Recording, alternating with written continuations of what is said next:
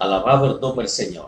Damos las gracias al Señor por esta oportunidad, otro martes que nos concede la oportunidad del Señor de estar con todos ustedes para compartir un importante estudio de la palabra de Dios. En esta ocasión tenemos el título Perspectiva Bíblica de la Sexualidad Humana y es el tema número 10 de nuestro leccionario pentecostal. Tema número 10 del leccionario pentecostal. Recordamos a todos, alabado el nombre del Señor, que durante la semana a todos aquellos que tienen su leccionario pentecostal, por favor ir leyendo las lecturas diarias que son asignadas en la misma y que la pueden utilizar, les sugerimos que la utilicen también como si fuese un devocional en su vida privada. Alabado el nombre del Señor.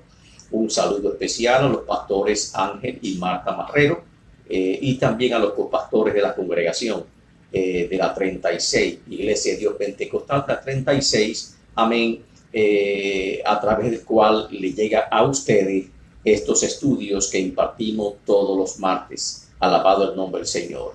De igual forma, queremos felicitar a los líderes que han sido electos para ejercer sus funciones en este nuevo año 2021 y que van a confrontar los retos que le depara las circunstancias en las cuales estamos viviendo.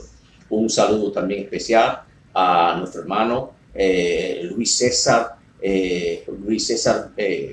Mercado de Argentina, que siempre está con nosotros, como también aquellos otros hermanos de Argentina, de Venezuela, amén, de Cuba también, de República Dominicana, de Puerto Rico y de otros muchos lugares que están en sintonía con este canal, amén, que se han vuelto fieles oyentes, fieles seguidores de este canal, porque le interesa aprender la palabra de Dios. Bendiciones a todos en el nombre glorioso de Cristo Jesús. Nuestra hermana Lucelenia, amén, Rivera, y a su amado esposo Rafael Rivera, los compastores de la congregación de la 36. Bendiciones en el nombre de Cristo Jesús. Alabado el nombre del Señor. Queremos lógicamente enfatizar el título de esta ocasión, que es Perspectivas Bíblicas de la Sexualidad Humana. Este trimestre hemos estado llevando a todos ustedes los grandes temas éticos de la Iglesia, y o sea, los desafíos de la Iglesia en este siglo XXI. Y todo gira bajo el lema: la Iglesia levanta su voz profética. Son temas que la Iglesia ha estado silenciosa, ha estado muy calladita, amén, acerca de estos temas, pero gracias al Señor que nos permite la oportunidad de levantar nuestra voz, de formar a los hermanos, de formar a cada creyente, amén, para que cada creyente tenga material suficiente con que responder y hacer criterio acerca de estos temas tan importantes para la Iglesia. Alabado el nombre del Señor. La verdad central de este tema es la siguiente: Dios creó al hombre con un cuerpo sexuado, varón y hembra lo creó Dios. Actos no solamente para tener comunión con Él, sino también para una intimidad con su pareja dentro del matrimonio.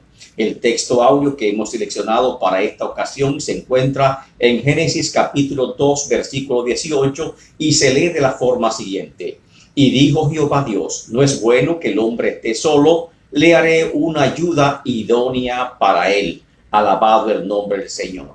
Los objetivos que hemos planteado son tres, los cuales se leerá a continuación. Primero, entender que Dios creó al hombre como seres sexuados, es decir, un dimorfismo sexual, o sea, dos formas sexuales contrarias y complementarias, varón y hembra, como lo dice Génesis 1:27. En segundo lugar, conocer el concepto bíblico de la sexualidad humana y que sus propósitos se alcanzan plenamente dentro del matrimonio. Y en tercer lugar, reconocer que Dios diseñó el sexo para existir dentro de ciertos límites. Cuando es practicado en consonancia con los propósitos de Dios, es hermoso y constructivo, pero cuando está fuera de control, violando el propósito de Dios, se convierte en algo feo y algo destructivo. La lectura preliminar, amén, vamos a leerla en Génesis capítulo 2, versículo 18, y luego vamos a leer el versículo 21 al 25.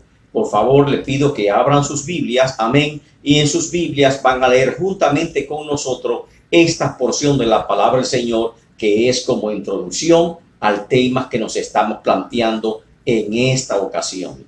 Amén. Vamos a permitir que nuestra amada esposa, que está con nosotros acompañando, nuestra hermana Elida, licenciada Elida Sosa, amén, lea esta porción de la Escritura. Dios le bendiga, amados hermanos. Dios le bendiga más. Gloria a Dios, gracias al Señor le damos, mi esposo y yo, de estar aquí por estos medios. Gracias a Dios en esta preciosa noche, para así tener el estudio bíblico de la palabra de Dios en esta noche. Bueno, vamos a leer en Génesis 2:18 del 21 al 25. Gloria a Dios. Y dijo Jehová Dios, no es bueno que el hombre esté solo, le haré ayuda idónea para él. Entonces Jehová Dios hizo caer sueño profundo sobre Adán, y mientras éste dormía, tomó una de sus costillas y cerró la carne en su lugar. Y de la costilla que Jehová Dios tomó del hombre, hizo una mujer y la trajo al hombre. Dijo entonces Adán, esto es ahora hueso de mis huesos y carne de mi carne. Esta será llamada varona, porque del varón fue tomada. Por tanto, dejará el hombre a su padre y a su madre, y se unirá a su mujer, y serán una sola carne. Y estaban ambos desnudos, Adán y su mujer, y no se avergonzaban. Alabado el nombre del Señor. La primera parte vamos a presentar lo que es la sexualidad creada por Dios. Y en una segunda parte vamos a estar hablando sobre el tema del placer sexual desde la perspectiva bíblica. Por lo tanto, vamos primeramente a tratar algunos aspectos conceptuales que son de gran interés antes de comenzar a entrar de lleno en esta parte tan importante que es, amén, la sexualidad creada por Dios. Nuestra hermana Elida continúa. Este tema presenta algunos aspectos conceptuales que debemos conocer previamente. Entre ellos, 4 conceptos. Primero, el concepto de sexualidad. Segundo, el concepto de orientación sexual. Y 3, el concepto de género. Y el 4, el concepto de identidad de género. Gloria a Dios. ¿Qué entendemos por sexualidad, hermanos?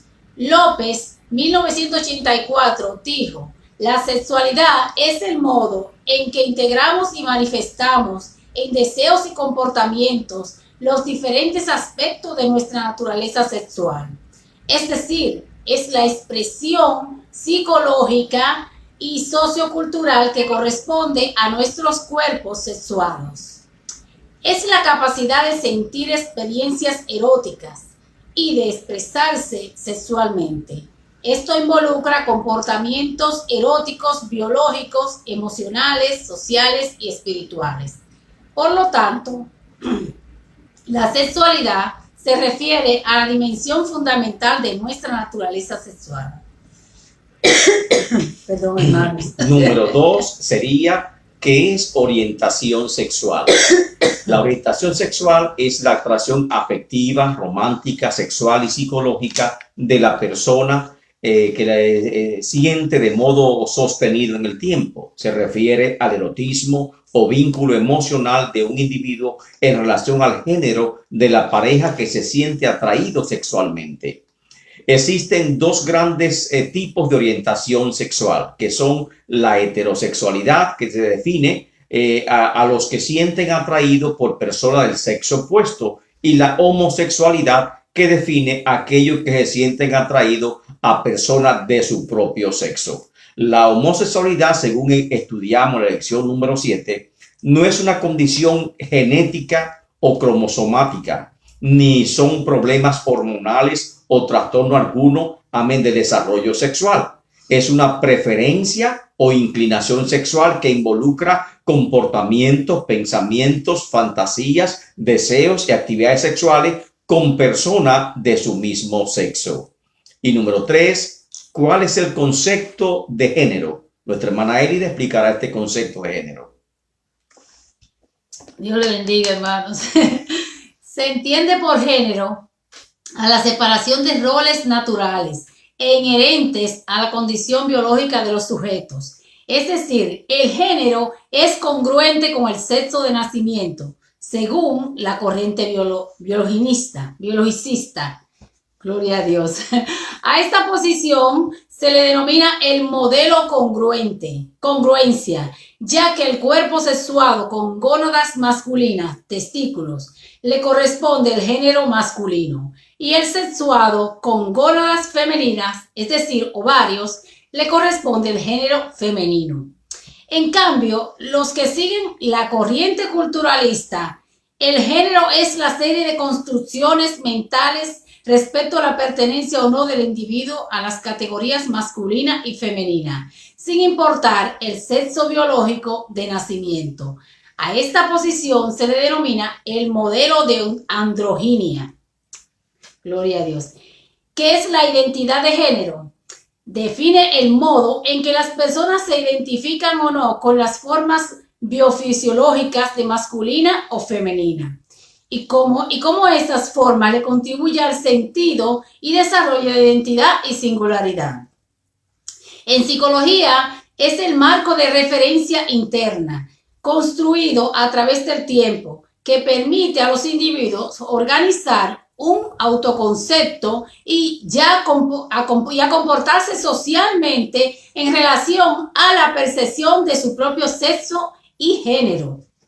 Gloria a Dios. La corriente culturalista o modelo de androginia hace distinción entre identidad de género e identidad sexual, jugando con los términos. Correcto. Estos son los 4 conceptos que tenemos que dominar antes nosotros hablar del sexo creado por Dios. Es decir, ¿qué entendemos por sexualidad? Por favor, entienda bien qué entiende usted por sexualidad, que es la primera pregunta. Número 2, ¿qué entiende por orientación sexual? ¿Y cuáles son los 2 tipos de orientación sexual que son reconocidos? Es decir, la heterosexualidad y la homosexualidad. Número 3, ¿qué entiende usted por género?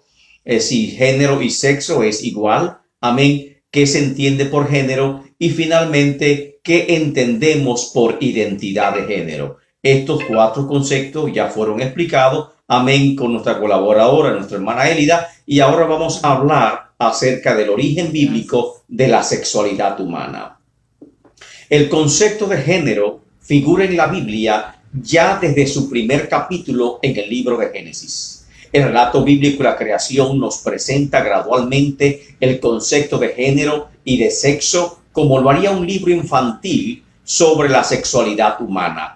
Declara cómo Dios creó 2 tipos de reproducción, la sexual y la asexual. Y en ambas está presente la categoría de género, es decir, macho y hembra. En la reproducción asexual solo es necesario un progenitor para crear un descendiente, por lo cual se denomina clonación natural y está presente en algunos organismos unicelulares y algunos organismos pluricelulares, como son, por ejemplo, algunos insectos, algunos reptiles y, por supuesto, las plantas. En Génesis 1:11, la Biblia nos presenta la creación de las plantas. Dice la Biblia, después de esto dijo Dios, produzca la tierra hierba verde. Y ahí habla de género, hierba que dé semilla, árbol que dé fruto, amén, y según su género, que su semilla esté en él sobre la tierra, y fue así. La reproducción asexual se produce por fragmentación, por ejemplo, los corales, las estrellas de mar se reproducen por fragmentación y también por partenogénesis, es decir, a partir de células femeninas no fecundadas que dan origen a otra vida, como es el caso de las abejas, ciertos insectos y ciertos reptiles. Y por supuesto está el modo de reproducción vegetativo, que también es asexual, los cuales son varios.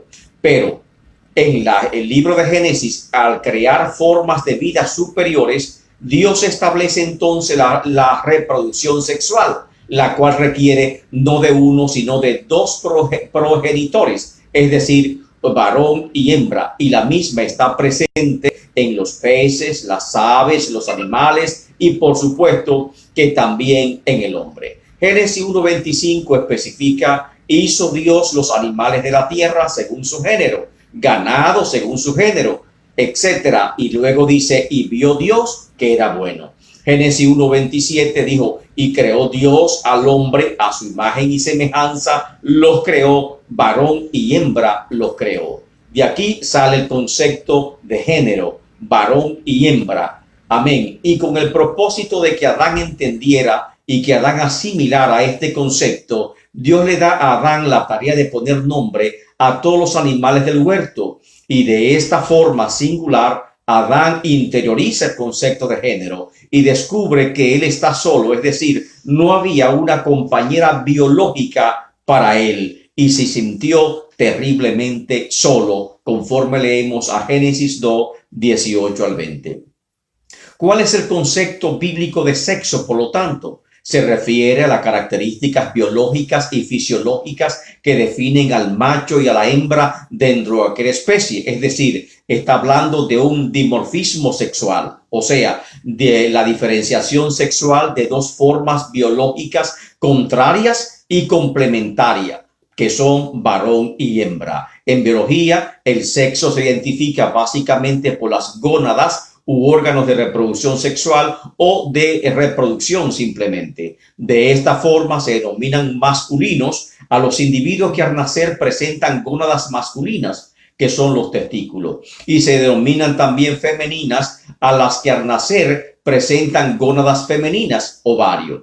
Los masculinos producen gametos o células sexuales masculinas que se llaman espermatozoides y también presentan otras múltiples características biofisiológicas que definen la masculinidad. Y las femeninas producen gametos femeninos que se llaman óvulos, también presentan glándulas mamarias y otras múltiples características biofisiológicas que definen la feminidad. El sexo, por lo tanto, es biológico, pero sobre todo tiene sólidas bases genéticas, ya que se determina por los pares cromosomáticos que son heredados de los padres, XX para los varones y XY para las hembras. Por lo tanto, el sexo es biológico y el sexo es hereditario, el sexo es cromosomático y está presente en cada célula de nuestro organismo. ¿Cómo plantea la Biblia el tema de género? Ya sabemos que hay una corriente culturalista que entiende que género no es una concepción biológica, sino cultural. Pero la Biblia, ¿qué posición plantea?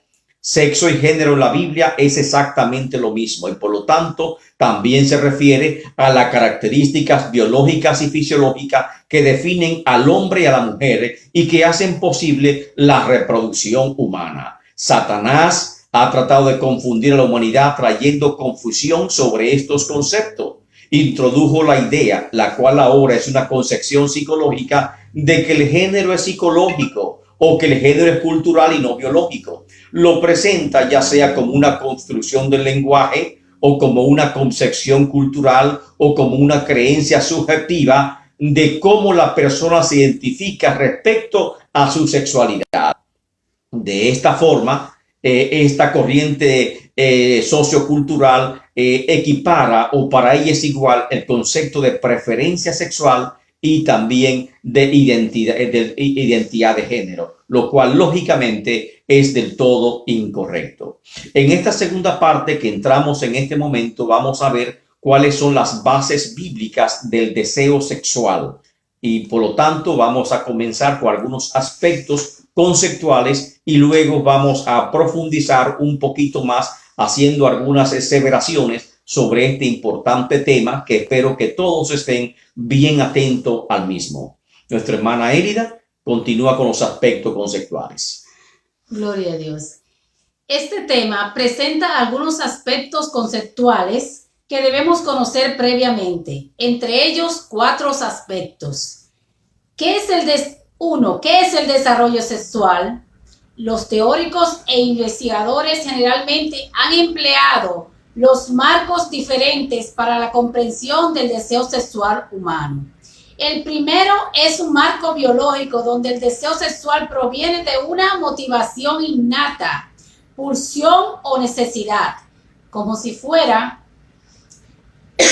perdón, hermanos, una fuerza irresistible, lo cual no es del todo cierto. Gloria a Dios. En el marco sociocultural, el deseo sexual indicaría un anhelo de actividad sexual por sí misma y no como pulsión o necesidad innata, simplemente para el disfrute y la propia satisfacción o para liberar cierta tensión sexual. Número 2, el concepto de atracción sexual. La atracción sexual se acentúa sobre la base del deseo sexual o la cualidad de que despierta el interés. La atracción puede ser física o también puede basarse en otras cualidades o rasgos de las personas de acuerdo a la preferencia. El atractivo sexual de una persona es de gran importancia para los estudios de sexología, y también es un aspecto subjetivo, es decir, depende lógicamente de las preferencias y los gustos de cada persona. Número 3, tenemos que entender qué es el erotismo. Erotismo puede ser visto como la capacidad humana de experimentar la respuesta subjetiva que evocan los fenómenos físicos percibidos como deseos sexuales y la excitación sexual. Pero también erotismo es la exacerbación del deseo sexual por medio de la imaginación, la fantasía o la estimulación de los sentidos. Y el último concepto, ¿cuál es, hermana Elida? El último concepto que se entiende por sexualidad, por salud sexual. La salud sexual es un estado de bienestar físico, mental y social en relación con nuestra propia sexualidad. Es decir, perdón, hermano. Aceptar y estar a gusto, disfrutar de quienes somos, varón y hembra. Amén. Hermano, o sea, perdón, no puedo seguir. Se entiende por salud sexual, vamos a repetirlo, alabado el nombre del Señor. Se entiende por salud sexual el estado de bienestar físico, mental, social en relación a nuestra propia sexualidad. Es decir, aceptar, estar a gusto, disfrutar de quienes somos, varón y hembra. Requiere un enfoque positivo y respetuoso de la sexualidad humana, libre de prejuicios, de aceptación de nuestra sexualidad, así como el asumir nuestra responsabilidad sexual. Esto es la salud sexual. El propósito de Dios para la sexualidad humana. ¿Cuál es ese propósito? Muchos ven el erotismo y el deseo sexual como una forma de explotación de nuestros cuerpos y ven el placer sexual como la finalidad última de nuestras vidas. El propósito de Dios para la sexualidad humana se hace evidente en el cumplimiento del primer mandamiento que Dios le da al hombre en Génesis 1:28. Y nos dice, y los bendijo Dios, es decir, el sexo es una bendición, es un don de Dios. Y le dijo, fructificad, multiplicaos, llenad la tierra. La obediencia a este mandato divino original sería imposible si Dios no hubiera creado y bendecido las distinciones biofisiológicas del sexo y del género, es decir, el dimorfismo sexual. Género y sexo permite la maravillosa mezcla de semejanza y diferencia que hace posible la intimidad sexual y la procreación. Forma parte de la creación y de nuestra naturaleza, la cual Dios declaró que era buena en gran manera, como leemos en Génesis 1:31.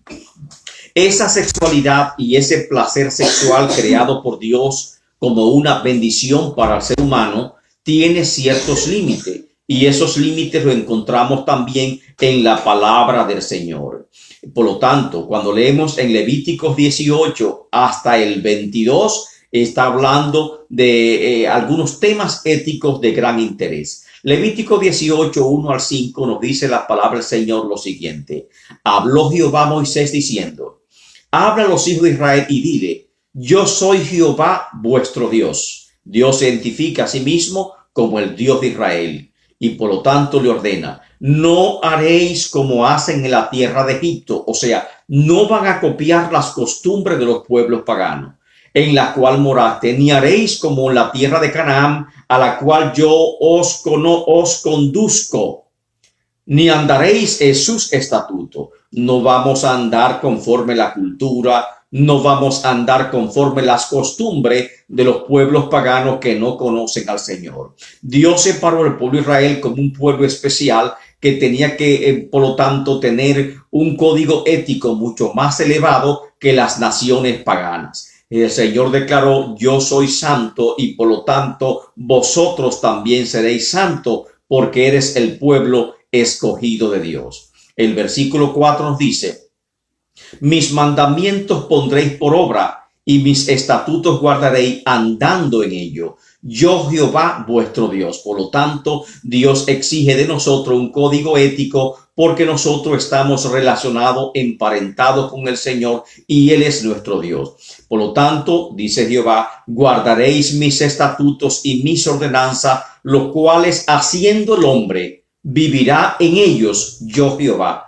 O sea, es una promesa de Dios. Levítico capítulo 18 al 20 establece un límite ético para la sexualidad humana que se conoce como actos inmorales, los cuales son prohibidos y sancionados severamente en la ley de Moisés. ¿Cuáles son estos actos que son prohibidos en la ley de Moisés, que se entiende como conflictos éticos de la sexualidad humana? Está el adulterio. El adulterio se conoce, amén, como la infidelidad sexual de una de las dos parejas dentro del matrimonio. La prostitución, se conoce la prostitución como la venta o explotación sexual de nuestro cuerpo a cambio de percibir dinero, amén, o producto, amén. El estupro o violación sexual es cuando nosotros, amén, vivimos con una persona sin que esa persona consienta, amén, lo que nosotros estamos haciendo, forzando, violando a esa persona. La homosexualidad, que también está prohibida, es la atracción sexual por personas de su mismo sexo, que muchos dicen que no está contemplada en la Biblia y que la Biblia no le llama pecado, pero creo que esto completamente es un gran error. Levítico 18, 22, Levítico 20, 13, Levítico 23, 17, Primera Reyes 14, 24, también 15, 12, Romano 1, 23 al 27, Primera Corintios 6, 9 al 11, Primera Timoteo 9 al 11, etcétera, por citar simplemente unos cuantos textos. Amén. Lógicamente que la Biblia está prohibiendo las relaciones sexuales entre personas del mismo sexo. Amén. Y incluso la Biblia habla en términos graves sobre esa persona y la sentencia de esa persona casi siempre o en toda la escritura del Antiguo Testamento son sentenciados a pena de muerte. Por lo tanto, sí es pecado. Está también el bestialismo, que es una forma, amén, vulgar del sexo, acostarse con animales, que se encuentra prohibido en Éxodo 22, 19, Levítico 18, 23, entre otras citas bíblicas. El incesto, que es tener relaciones sexuales con parientes cercanos, está prohibido en Levítico 27, 22, 30 y entre otras citas bíblicas. Después de una larga lista de actos sexuales inmorales que violan lógicamente todo comportamiento ético, en el cual está la fornicación, amén, o sea, tener relaciones sexuales fuera del matrimonio, Levítico 20, 22 al 23 concluye con la siguiente sentencia: guarda pues todos mis estatutos y todas mis ordenanzas y ponedlo por obra, no sea que os vomite, o sea, os expulse, amén, de la tierra en la cual yo introduzco para que habitéis en ella. No andéis en las prácticas de las naciones, es decir, del paganismo, de prácticas inmorales, que yo echaré de delante de vosotros, porque ellos hicieron estas cosas y los tuve por abominación. Y lo mismo se repite en Deuteronomio capítulo 18, versículo 20. Aparte de las declaraciones bíblicas que hemos leído, lógicamente hay otros límites de la sexualidad. Esos límites de la sexualidad le llaman filias o parafilias.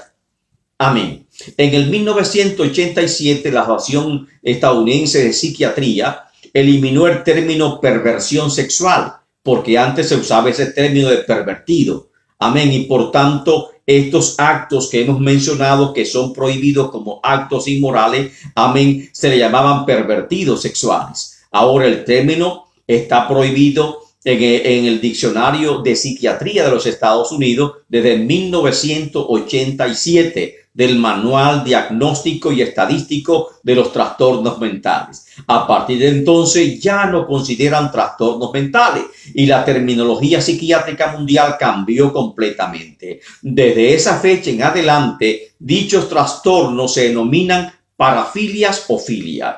Una parafilia es un patrón de comportamiento sexual atípico, es decir, extraño, frecuente, intenso, compulsivo, de conductas y fantasías eróticas con objeto, situaciones de humillación o de sufrimiento, amén, o de dolor, ya sea para sí mismo o para su pareja, o también con niños o adultos que no consienten tales prácticas sexuales.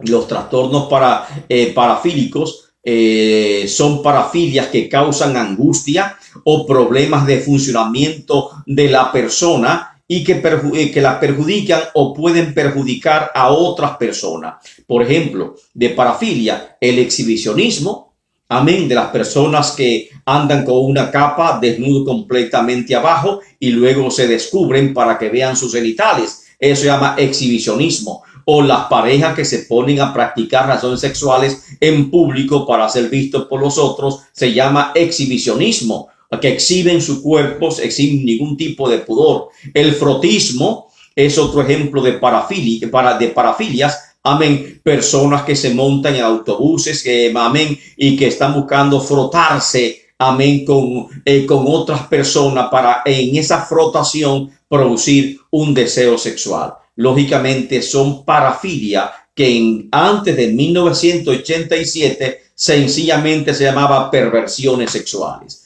Otras parafilias comunes que afectan la conducta y que son también lógicamente inmorales y que son límites claros de la sexualidad humana que no deben ser tratados es el trastorno voyerista o simplemente voyerismo como se conoce. Son los brechadores, los miradores, amén, que siempre están, amén, poniendo cámara o acechando a las personas desnudas, amén. Esos son voyeristas. Trastornos pedófilos, que es la pedofilia, o personas que sienten atracción sexual por niños. Están también los trastornos transvestistas o el transvestismo, hombres que se visten de mujeres y salen vestidos de mujeres, amén, sin ser necesariamente homosexual, simplemente es un trastorno transvestista que presentan. Lógicamente se cree que también desarrolla una preferencia homosexual. El trastorno zoofílico son personas que sienten atracción, amén, sexual por animales. El trastorno necrofílico, lógicamente son temas bien fuertes, porque el trastorno necrofílico es atracción por los cadáveres y personas que buscan trabajar como enfermeros o en funeraria para tener relaciones sexuales, amén, con los cadáveres. El trastorno masoquista o masoquismo, personas, amén, que sienten estimulación sexual, amén, cuando reciben golpe, al ser golpeado, a ser maltratado. Y el trastorno sádico, el sadismo, personas que sienten placer cuando golpean a su pareja, y muchas veces se combinan las parejas y se llama sadomasoquismo, porque ambos, uno consiente y otro también recibe de este tipo de tratamiento, lógicamente que son conductas inmorales que jamás deben existir en un matrimonio cristiano, ni una persona cristiana puede completarlo. Lógicamente, son trastornos de la conducta sexual y que requieren atención psicológica. Por lo tanto, necesitan lógicamente ser referidos a un psiquiatra, a un psicólogo que le ayude tal vez a tratar estos problemas que tiene con relación a su propia sexualidad. Hay otras parafilias que tal vez no sean tan que no perjudican directamente a las personas que la practican y que simplemente se ven como una atracción, se ven como una estimulación, se confunden con erotismo sexual, amén, pero sin embargo son peligrosas porque son conductas compulsivas, amén, que la persona no muchas veces no puede controlar. Esas otras parafilias, está el fetichismo, personas que sienten estimulación sexual con los cabellos, amén, con las manos. Otras sienten estimulación sexual con los pies, amén, besando los pies de la persona, con las uñas, con prendas íntimas, amén, y que muchas veces pueden ser coleccionadas. Eso se llama fetichismo. Otras prefieren, pues, se sienten atracción hacia cierto tipo de persona. Por ejemplo, atracción sexual por personas altas, amén. Otras sienten atracción sexual por personas bajitas, pequeñas, amén. Otras sienten atracción sexual por personas que tenga un miembro amputado. Otros sienten atracción sexual por personas discapacitadas, otras por personas muy jóvenes y otras por ancianos, que se llama gerontofilia, esta última forma de atracción. Otras formas, por ejemplo, de parafilias están relacionadas con las prácticas sexuales, como la excitación al destrozar la ropa de la pareja, que algunos tal vez la ven romántica, pero eso es una parafilia, o también la excitación al escribir palabras sobre el cuerpo de la pareja. Amén. Otros sienten otras cosas más vulgares como la excitación por la orina, la excitación por las lágrimas y hasta la excitación por las heces. Amén. Y esto lógicamente son problemas sexuales, amén, psicológicos que requieren atención. Se convierten lógicamente en conductas inmorales de sexualidad humana y por lo tanto entran en los límites bíblicos de lo que no se debe realizar.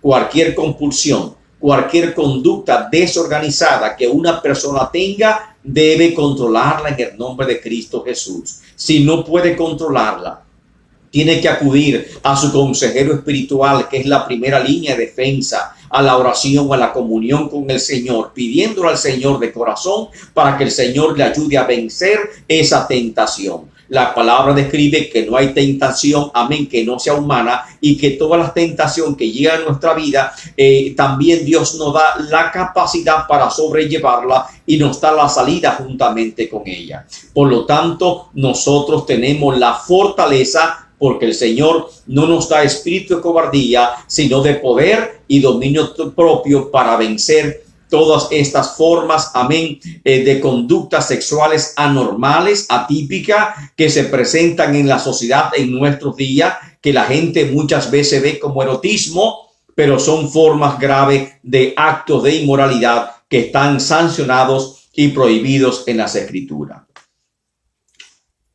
Ahora, tenemos que ver lo que todos estamos llamados a entender sobre la conducta sexual correcta. Y aquí presentamos algunos puntos de mucha importancia que queremos enfocarlo en este momento. El punto número 1 es el siguiente: el sexo es bueno. Dios lo creó y existió antes de que hubiera cualquier pecado en el mundo. Los que tienen la idea de que el sexo se presentó en el jardín del Edén como el primer pecado están completamente equivocados. No es una concepción bíblica. En Génesis 1:28, en el primer mandato que Dios le da al hombre de fructificar y multiplicaos, no había existido pecado ni había pecado, y ya Dios había creado al hombre con ese dimorfismo sexual, es decir, dos formas biofisiológicas distintas y complementarias que son varón y hembra, porque Dios estableció la reproducción asexual que requiere de un varón y una hembra. Dios diseñó, por lo tanto, el sexo para la unión sagrada del matrimonio entre un hombre y una mujer y lo reserva únicamente para esta unión. O sea, el sexo Dios lo creó, existió antes que hubiera cualquier pecado en el mundo. Número 2. Como todos los buenos regalos de Dios, el sexo puede ser utilizado y pervertido. Dios diseñó el sexo para que exista dentro de ciertos límites, que ya lo hemos visto, por ejemplo, en Deuteronomio 18, cuando es practicado en consonancia con los propósitos de Dios es hermoso y constructivo. Pero cuando está fuera de control, violando el propósito previsto por Dios, se convierte en algo feo y destructivo. Número 3, los límites del sexo son los límites del matrimonio.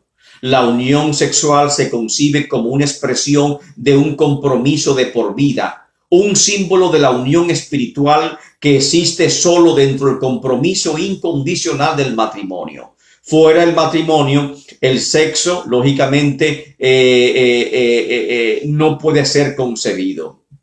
El compromiso duradero está ausente si no hay matrimonio y el acto sexual, por lo tanto, se convierte en una expresión falsa, se convierte en una mentira. Por lo cuanto, cuando se habla de hacer el amor, lógicamente que ese amor solo existe dentro de los límites del matrimonio. Número 4, la pureza sexual es esencial para tu caminar con Dios. La pureza sexual no es una opción para un cristiano obediente. Es un requisito para un cristiano obediente. La voluntad de Dios se centra en nuestro carácter y en la pureza y en la pureza moral mucho más que en nuestra circunstancia. Por eso dice Tesalonicenses 4:3, porque esta es la voluntad de Dios, vuestra santificación, es decir, que os tengáis de fornicación, que os apartéis de la fornicación. Y la palabra fornicación viene del griego porneia, que significa todo tipo de inmoralidad sexual que hoy conocemos simplemente como filias o parafilias. Todo tipo pervertido de inmoralidad sexual o conducta atípica, compulsiva, recurrente, lógicamente que debemos que rechazarla como creyentes, como hijos de Dios. Número 5, tu cuerpo no te pertenece a ti, le pertenece a Dios. 1 Corintios 6, 19 y 20 nos dice, ¿o ignoráis que vuestro cuerpo es templo del Espíritu Santo, el cual está en vosotros, el cual tenéis de Dios y que no sois vuestro? Y luego el verso 20 dice, porque habéis sido comprados por precio. Glorificad pues a Dios en vuestros cuerpos y en vuestro espíritu, los cuales son de Dios. Y número 6, la pureza sexual comienza en la mente. Amén. Por eso es que el apóstol Pablo habla tanto del lavamiento mental, del lavamiento del corazón o la purificación del corazón que se obtiene a través de, amén, de la conversión o del nuevo nacimiento. Cuidado, por lo tanto, con lo que usted se expone, a lo que usted expone su mente. Proverbio 4:23 nos dice, sobre toda cosa guardada, guarda tu corazón, de tu mente, tu ser interior, porque del corazón mana la vida. Si deseas abstenerte de la lujuria, no vayas a lugares, no veas películas pornográficas, no leas cosas que estimulen la lujuria. No dé comida chatarra a tu mente. Asegúrate de que estás recibiendo una nutrición espiritual sana y por lo tanto no exponga tu mente a cosas que simplemente son basuras de este mundo y que Dios la tiene por cosas inmundas. Número 7, Dios tiene los mejores intereses en mente cuando te dice que no tengas relaciones sexuales impuras. El sexo no solo es algo que hacemos, el sexo es algo que somos. Está relacionado con el bienestar de toda nuestra persona.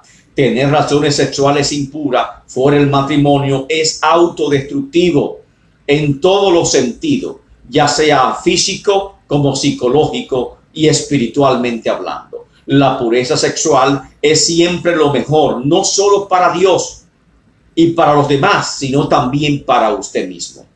Número 8, si fuera imposible obedecer a Dios, Dios no te va a pedir que te abstenga de impurezas sexuales. El sexo es algo que todos pueden abstenerse. Es un fuerte deseo, es cierto, pero nunca es una urgencia, nunca es una necesidad biofisiológica. Tito 2:12 nos dice, la gracia de Dios nos enseña que renunciando a la impiedad y a los deseos mundanos, vivamos en este mundo de qué forma sobria, justa y piadosamente. Y en 2 Timoteo 1:7 dice, porque no nos ha dado Dios espíritu de cobardía, sino de poder, de amor y de dominio propio. Es decir, que usted puede decirle no a las tentaciones sexuales y a estas prácticas sexuales, amén, que tanto está afectando a nuestra juventud hoy en día. Número 9, todos somos vulnerables a la inmoralidad sexual. No se engañe a sí mismo pensando que nunca puede sucederle a usted esto. Si piensa que nunca va a caer sexualmente, usted no está tomando todas las precauciones necesarias para evitar que esto le ocurra. Primera de Corintios 10:12 dice, así que si alguno piensa estar firme, mire que no caiga. O sea, tome las precauciones necesarias. 10, el creyente es un blanco, es un objetivo de la inmoralidad sexual. Cuanto más involucrados estés en Cristo Jesús, mayores serán los ataques de Satanás contra tu vida, y porque quiere destruir no solamente a ti, sino también la obra que Dios ha hecho en ti, él la quiere ver destruida. Pero así como el maligno es poderoso para tentarnos y tratar de destruirnos, como dice Juan 10:10, que el ladrón viene para, amén, que el enemigo viene para hurtar, matar y destruir, pero Cristo vino para que tengan vida y vida en abundancia, para deshacer las obras del diablo.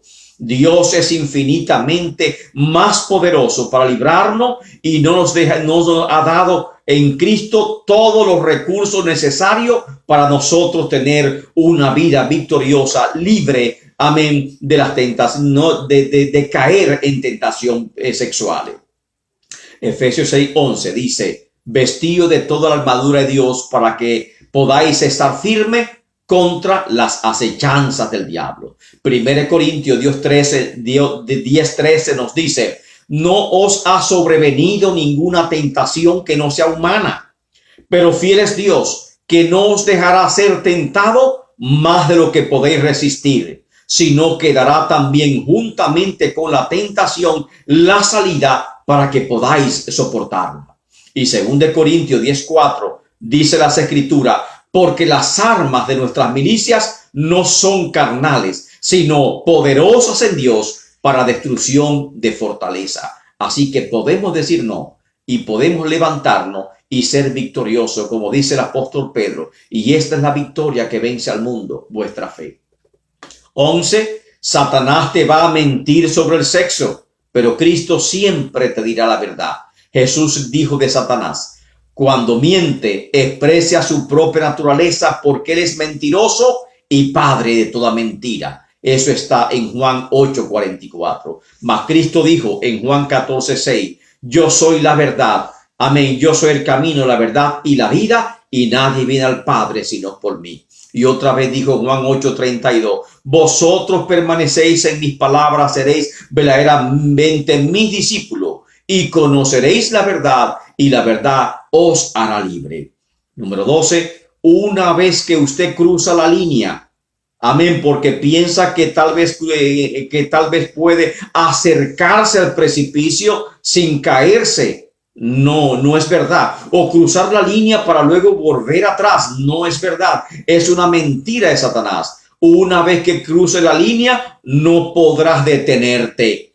Amén. He visto muchos cristianos caer porque piensan que podrán tomar control luego de su vida y recuperar su vida en la condición anterior como que nunca ha ocurrido. He visto muchos pastores caer en estos 40 años que tengo sirviendo a Cristo porque han confiado demasiado en sus propias fuerzas y creen que se pueden recuperar. Muchos han caído tan bajo que toda su vida han querido levantarse y nunca más han podido. Y sus vidas, sus matrimonios, su familia ha quedado completamente arruinada. Algunos cristianos le piden a Dios que los proteja de las impurezas sexuales, pero luego se ponen voluntariamente en situaciones de tentación y se preguntan, ¿por qué Dios lo permitió? Sin importar qué tan fervientes ore para no caer en la inmoralidad sexual, caerá si continuamente toma decisiones que alimenten la tentación sexual y la inmoralidad. No permita que tu elección, amén, socave, amén, y anule estas oraciones que tú estás haciendo para que Dios te libre de ella. Y tercero y último, amén, treceava sería número 13, si usted ya ha cruzado la línea y ha cometido algún pecado sexual, aún tiene oportunidad de perdón y redención. Cuando usted confiese y se arrepiente de sus pecados de corazón, Dios promete que lo limpiará. Dice la Biblia en 1 Juan 1:9, si confesamos nuestros pecados, Él es fiel y justo para perdonar nuestro pecado y limpiarnos de toda maldad. Necesita más que buena intención para mantener su pureza. Usted necesita un plan, necesita un aliado que es Dios, el Espíritu Santo. Amén, necesita consagración. El único plan factible es nosotros acercarnos a Él, amén, y ser revestido, amén, con las fortalezas que, amén, que Él nos puede dar. Si está comprometido en una relación con un cristiano, discuta este tema honestamente y formule un plan para evitar caer nuevamente ante la tentación. Evita lugares oscuros. Eviten estar a solas. No confíen en sus propias fuerzas. Amén. Las fuerzas pueden ser traicioneras cuando despertamos al monstruo del deseo sexual que muchas veces está en nosotros. En conclusión, amén. Saludo a amén a aquellos que no han recibido saludo todavía de parte de nosotros. Un saludo grande en el nombre de Cristo Jesús. Amén. Concluimos de la forma siguiente. La iglesia de hoy, ante el evidente deterioro moral y ante el alarmante grado de confusión respecto de los conceptos de sexualidad humana, está llamada a retornar a los viejos enfoques y enseñar, amén, de manera sana y equilibrada la sexualidad humana a nuestros niños, adolescentes y a nuestros jóvenes. La iglesia, en su diálogo sobre la sexualidad humana, reconoce el modelo bíblico del matrimonio creado por Dios de un hombre y una mujer acorde con las características biofisiológicas innatas del ser humano o sexo de nacimiento. La iglesia valora los principios éticos establecidos por Jesucristo y por sus apóstoles y contemplado también en la ley mosaica referente a los límites de la sexualidad. Su violación siempre traerá graves daños espirituales y físicos para nuestro ser. Y por lo tanto, amén, oremos al Señor. Si entendemos que Dios, amén, que está con nosotros, siempre busquemos la consagración que Él nos va a ayudar a superar todos estos conflictos sexuales. Le invitamos a continuar este estudio sobre la sexualidad humana, que va a continuar lógicamente el próximo martes. Amén. Estaremos hablando sobre la abstinencia sexual, amén, la vida célibe y otros temas más, amén, que respecta, por ejemplo, a los desafíos sexuales de la juventud, a los desafíos sexuales en la adolescencia, la pubertad, el rol y papel de los padres, amén, en la educación sexual de sus hijos. Cómo y a qué edad los padres tienen que comenzar a educar sexualmente a sus hijos. Eso lo vamos a ver en la próxima lección, la lección número 11, que con esta lección vamos a concluir los temas de la sexualidad humana. En la número 7 ya presentamos una primera vista de la sexualidad humana. En esta sección, la número 10, es la segunda presentación sobre la sexualidad humana. Y en la próxima clase se concluirá el tema de la sexualidad humana. Por lo tanto, ore al Señor, amén, para que nos ayude a vivir en pureza sexual. No hay otra forma de vida para aquel que le sirve a Dios sino en pureza sexual. Alabado el nombre del Señor. Muchos dicen que es imposible, pero yo creo en el Señor, amén, sí se puede en Cristo Jesús. Amén. Hasta ahora nosotros hemos sido fieles al Señor en estos años que tenemos de casado, desde 1983 hasta la fecha, amén, nos hemos mantenido alejados de todo tipo de impureza sexual. Alabado el nombre del Señor. Aquel que dice que no me cree es porque lo ha practicado. Alabado el nombre del Señor. Si hemos podido, no es por nuestra fortaleza, sino simplemente porque reconocemos que somos seres humanos, tenemos debilidades. Amén. Y antes de nosotros caer, preferimos huir, como dijo el apóstol Pablo a Timoteo. Huye de las pasiones juveniles. El avisado ve el peligro y lo enfrenta, mas el sabio huye del peligro. Así que nosotros seamos sabios como Daniel. Amén. Seamos sabios como José de Egipto. Amén. Que dejó su ropa, alabado el nombre del Señor, en la mano de la esposa de Potifar, porque no quería caer en un acto de inmoralidad sexual. Joven cristiano, joven que me escucha, no hay otra forma de servirle a Dios sino que la moralidad sexual. Varón que está casado, mujer que está casada, no hay otra forma de servirle a Dios que la moralidad sexual. Y recuerda, la moralidad sexual comienza en nuestra mente, en nuestro corazón, en nuestro ser interior. Por eso Cristo dijo: oíste que fue dicho a los antiguos, no cometerás adulterio. Mas yo os digo que cualquiera que mirare a una mujer para codiciarla en su corazón, ya ha cometido adulterio. Pero también volvió y repitió: es mejor, si tu ojo te es ocasión de pecar, saca tu ojo, porque es mejor que entres al cielo sin un ojo, amén, que irte al infierno con los dos ojos enteros. Y por lo tanto, cualquier sacrificio que tengas que hacer con el tal de ser puro, de mantenerte digno delante de la presencia del Señor,